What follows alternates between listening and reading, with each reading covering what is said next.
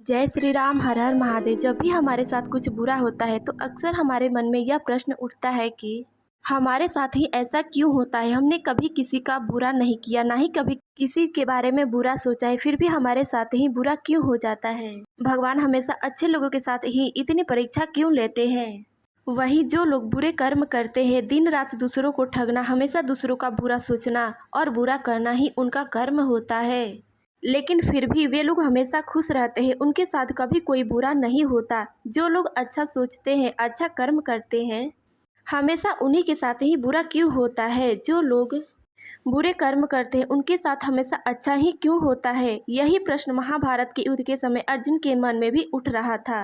अर्जुन भी इस प्रश्न का उत्तर जानना चाहते थे कि ऐसा किस कारण से होता है। अतः वे श्री श्याम सुंदर से इस प्रश्न के उत्तर के बारे में जानने की इच्छा प्रकट की। तब भगवान श्री ठाकुर जी मुस्कुराते हुए बोले, हे पार्थ, मनुष्य जैसा सोचता है वैसा कुछ भी नहीं होता। अज्ञानतावश मनुष्य सच्चाई नहीं समझ पाता है।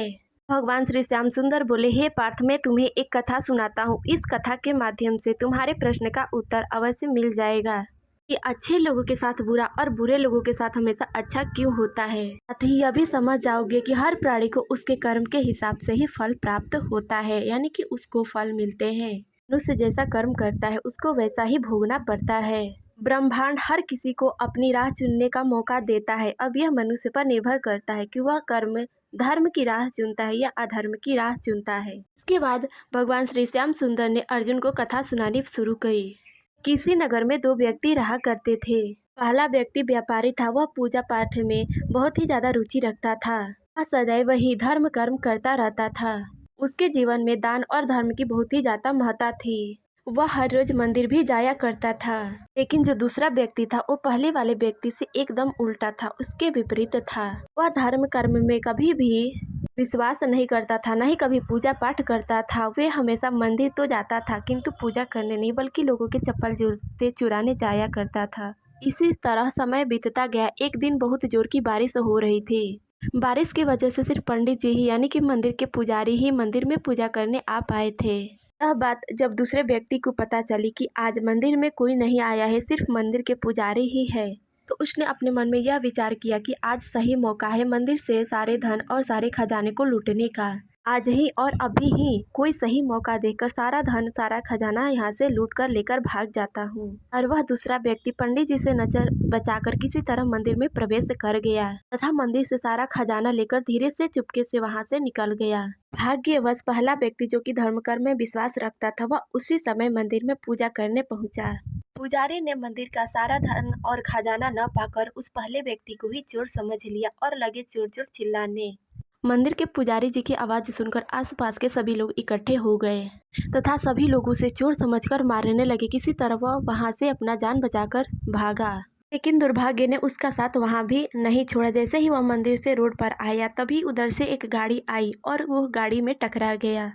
गाड़ी में टकराने के कारण उसे बहुत ही ज्यादा चोट आई और वह घायल हो गया। वह पहला व्यक्ति लंगड़ाते लंगड़ाते अपने घर की तरफ बढ़ ही रहा था कि तभी रास्ते में उसकी मुलाकात दूसरे व्यक्ति से हुई, जिसने मंदिर का सारा खजाना चुराया था।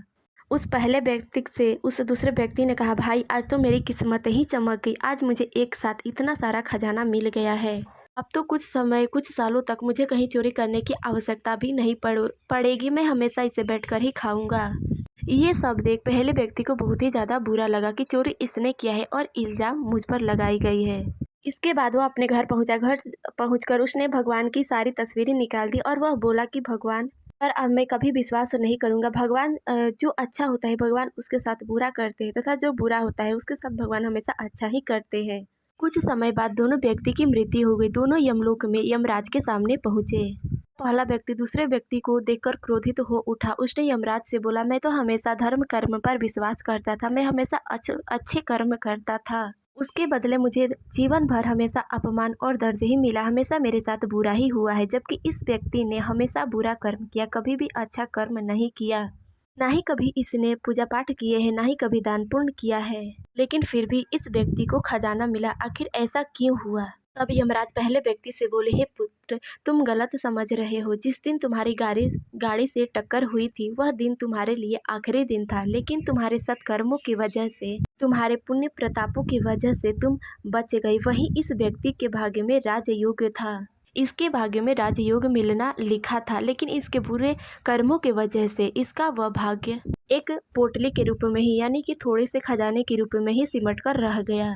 यमराज बोले, हे पुत्र, कभी किसी अच्छे इंसान के साथ बुरा और बुरे इंसान के साथ अच्छा नहीं होता। यह उसके पिछले जन्मों के कर्म या उसी जन्म के कर्मों का ही फल होता है जो उसे मिलते हैं। कथा सुनाने के बाद भगवान श्री श्याम सुंदर अर्जुन से बोले, हे पार्थ, इस कथा को सुनने के बाद जो व्यक्ति या जो मनुष्य यह बात सोचेगा कि भगवान उसके कर्मों को नज़रअंदाज कर रहे, तो यह गलत बात है।